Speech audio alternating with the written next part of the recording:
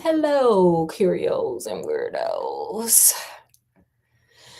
Oh, let me just tell you guys about this wonderful thing called love. This wonderful thing called love at first sight. Now, if you fall in love at first sight, what do you really know about the person? Has anyone ever wondered what it will be like to, have a full life with someone, that one guy you saw on the beach, that one young lady who was your waitress at the bar that you just couldn't get enough of?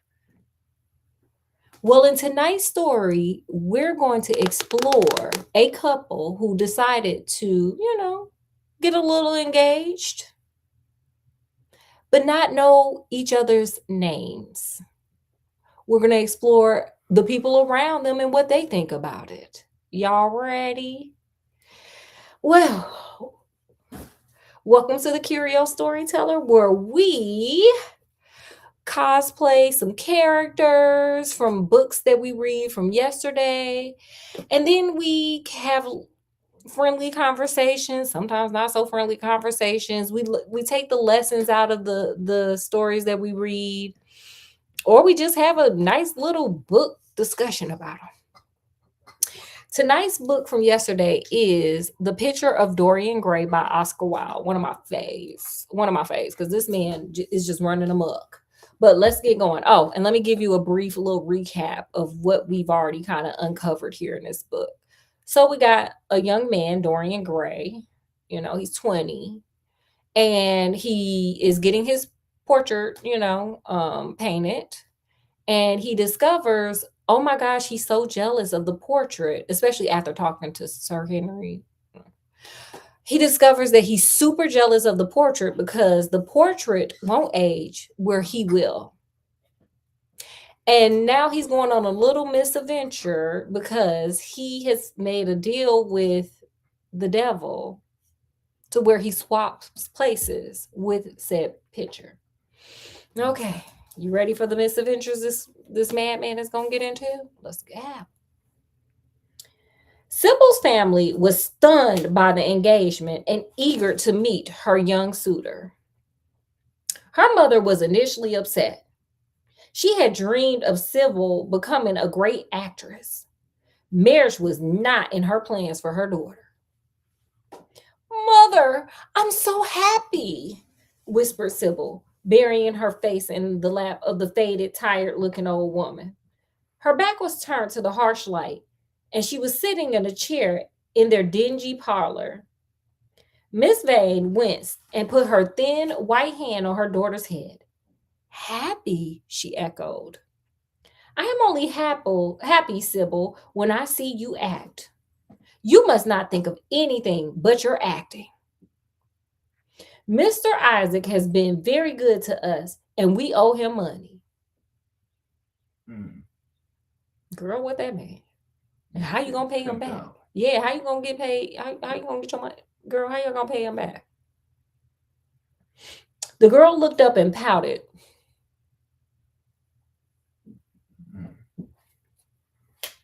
"Money, mother," she cried. "What does money matter?"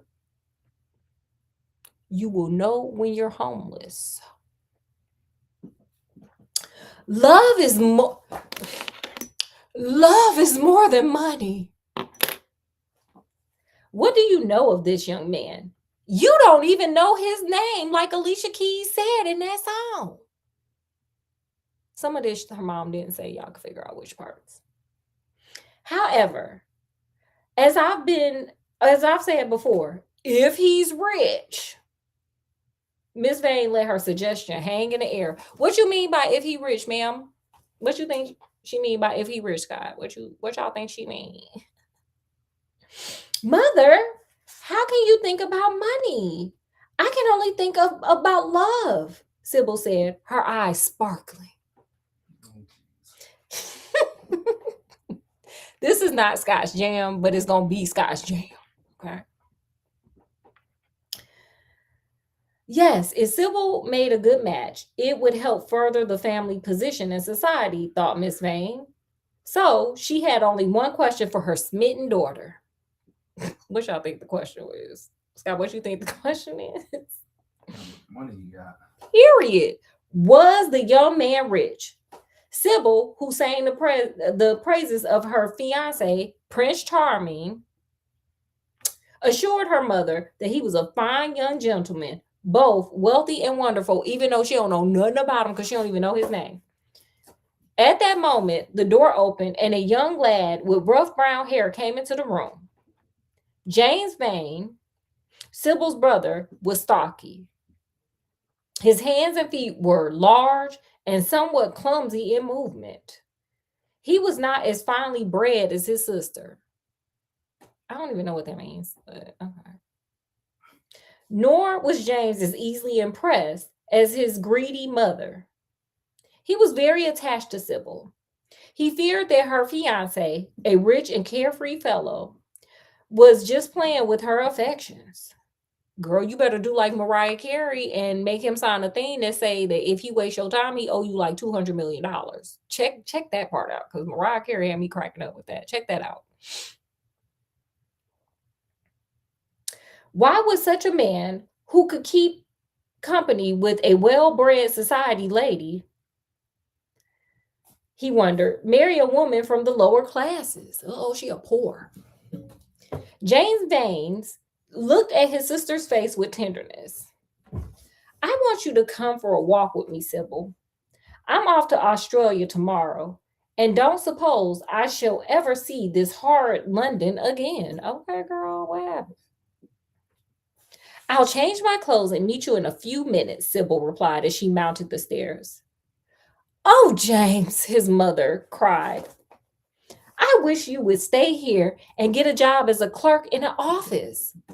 Lawyers are a very respectable class, and in the country often dine with the best families. Mom over there trying to get some money, honey. Okay, she trying to get her kids to get her some money. She tired of owing Mr. Johnson rent or whatever. I don't think there is any kind of society in the colonies.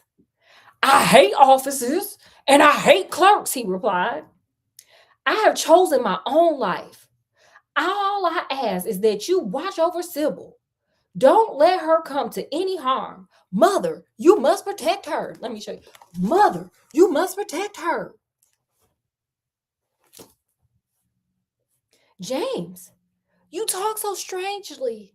Of course, I will watch over Sybil as long as she meets a rich man and helps us pay off this man. One of them parts she didn't say.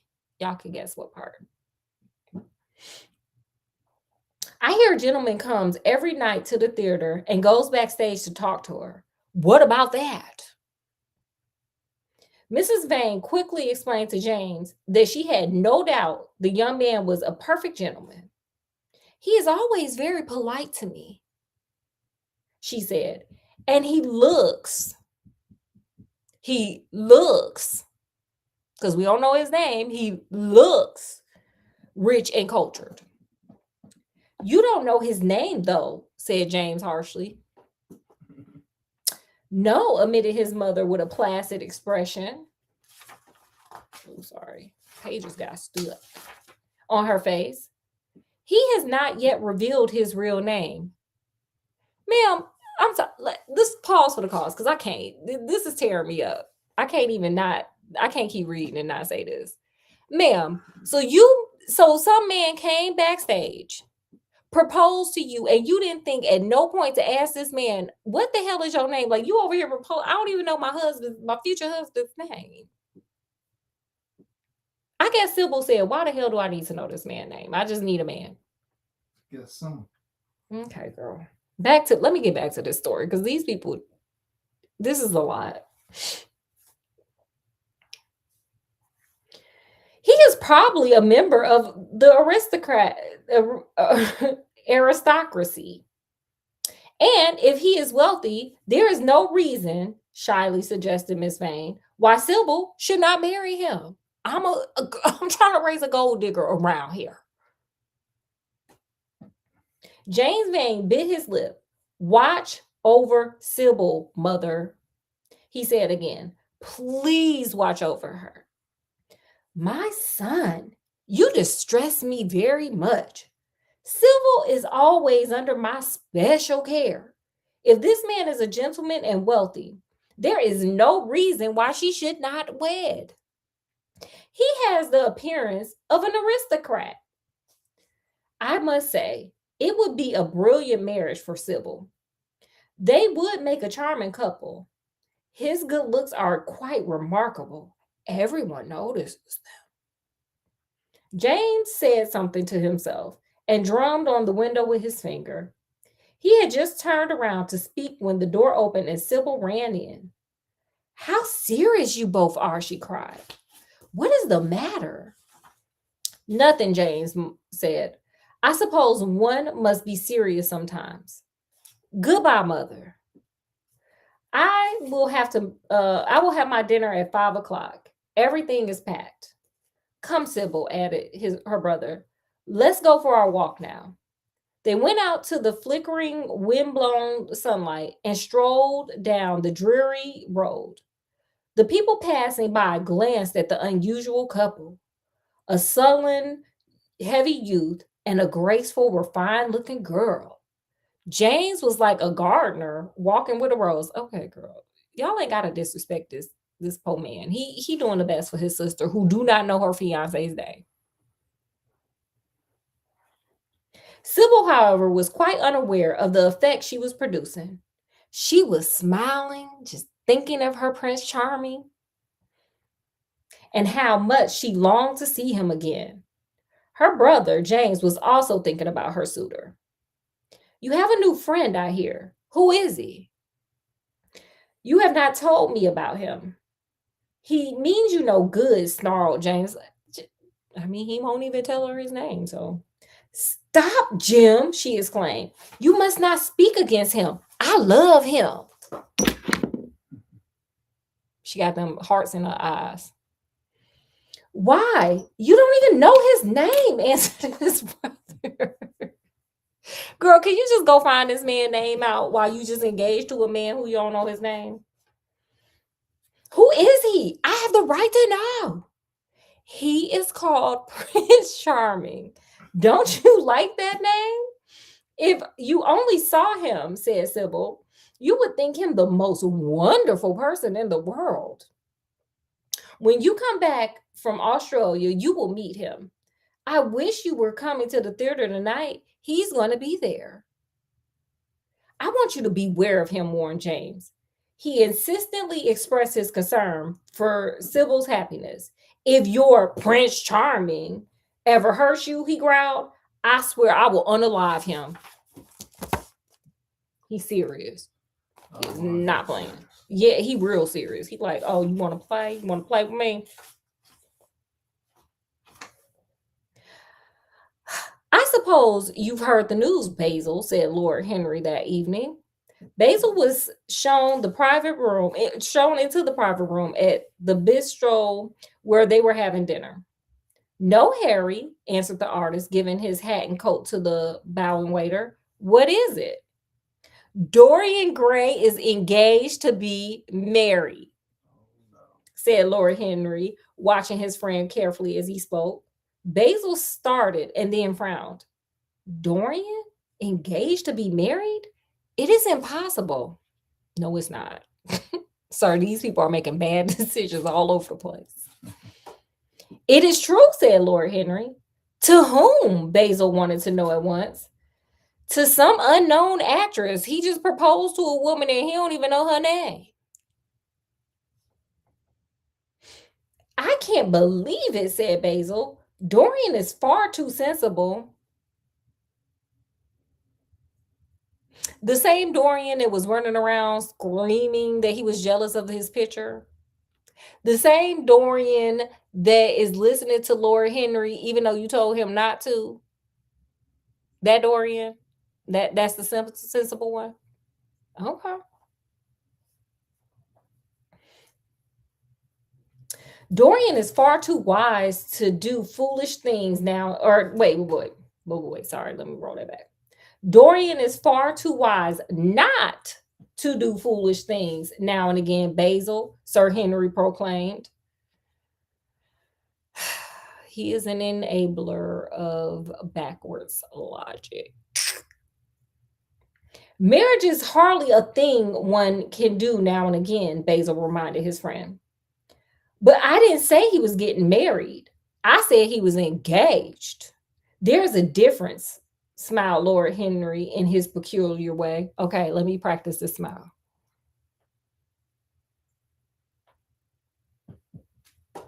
That's a peculiar smile. That is peculiar. That's the smile he gave. But think of Dorian's birth and position and wealth, declared Basil. It would be absurd for him to marry a girl who wasn't from his class. Hell, he don't know that because he don't even know her name. If you want to make him marry this girl, tell him that Basil. He is sure to do it then, Lord Henry admonished. I hope this girl is good, Harry, sighed Basil. She is better than good. She is beautiful, murmured Lord Henry, sipping a glass of wine. She may be beautiful, Harry, but I still don't want to see Dorian tied to a bad woman, Basil stated firmly. You will see for yourself tonight. We are to see her at the theater. Dorian is joining us here and then taking us to meet meet her. But do you approve of it, Harry? Asked the painter, walking up and down the room and biting his lips. Is it probably just some silly, childish infatuation? I never disapprove or approve of anything now, Lord Henry noted. It is Dorian's decision. Just then, Dorian himself entered, and he threw off his evening cape and shook hands with both his friends. Harry, Basil, you both must congratulate me. I have never been so happy. Dorian was flushed with excitement and pleasure, and he looked very handsome. We always got to put that in there. He looked good. I hope you will always be very happy, Dorian, said Basil. How did you decide to propose to the young lady so quickly? Dorian told the two men that it had happened the previous night. After I left you yesterday, Harry, I dressed, ate dinner at the Italian restaurant in Rupert Street, and went to the theater. Sybil, I guess he knows her name, was performing that night and was wonderful. She is a born artist. I sat in that dingy box enthralled. I forgot that I was in London in the 19th century. When the performance was over, I went behind and spoke to her. As we were sitting together, she looked into my eyes. My lips moved towards hers. That's what it looked like. Wow. We kissed. She trembled. Whew.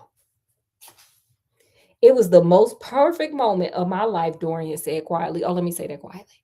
It was the most perfect. Wait. Okay, wait. It was the most perfect moment of my life. Wow. There was a little tongue. Okay. Of course, our engagement is a deep secret. I don't know what my guardians will say. All I know is that I love Sybil.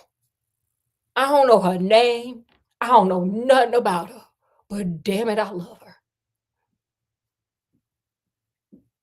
And I want the world to know she is mine. Yes. He love her. He in love. Now, y'all, I want everybody to clock what this man has said. Clock this. Clock it. Okay? Pay attention. Because just pay attention. And there is something else, Harry. When I am with Sybil, I regret what you have taught me.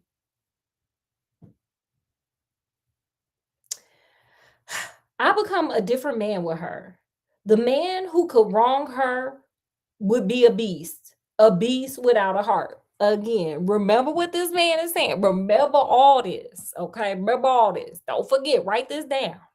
Okay. She makes me good. When we are together, I forget all your evil poison ideas, Dorian declared. And those are, as Lord Henry helping himself to some dessert. He don't give a damn. He like, girl, whatever. I don't care. Jimmy crack corn, baby. All your theories about life, Dorian replied. With that, the men ended their discussion. They finished dinner and put on their coats. A doorman held a carriage to take them to the theater. We gonna end it right there. And I want y'all to tune in next week because, honey, all that stuff we clock gonna come back. Okay, guys, y'all know how we end this thing. What did you, if you could talk to any character, what would you say to them? What would you advise them? What lessons did you learn from any of this? And those are the two questions. Okay. Scott, what you got? You guys put it in the comment section. Scott, what you got? I just tell Basil and Lord Henry to chill out. Why they gotta chill? Because they're jealous. Scott, these people don't even know each other's names. I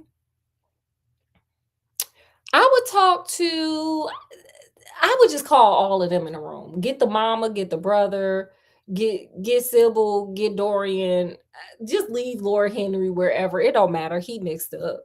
And Basil, just paint what I'm saying. Be a courtroom stenographer, but with paintings. This is all a bad idea. This is the worst idea. These two people came together, not in love. They came together in lust. And so I don't know if that actually lasts. And we better hope nobody gets pregnant, period. Okay, that's what I got. Yeah. Yeah. Because it's yeah. Okay. Good. Okay. I mean, what are they going to name the baby? They don't even know each other's names. Like, this is a mess. Okay, well, we're going to end this.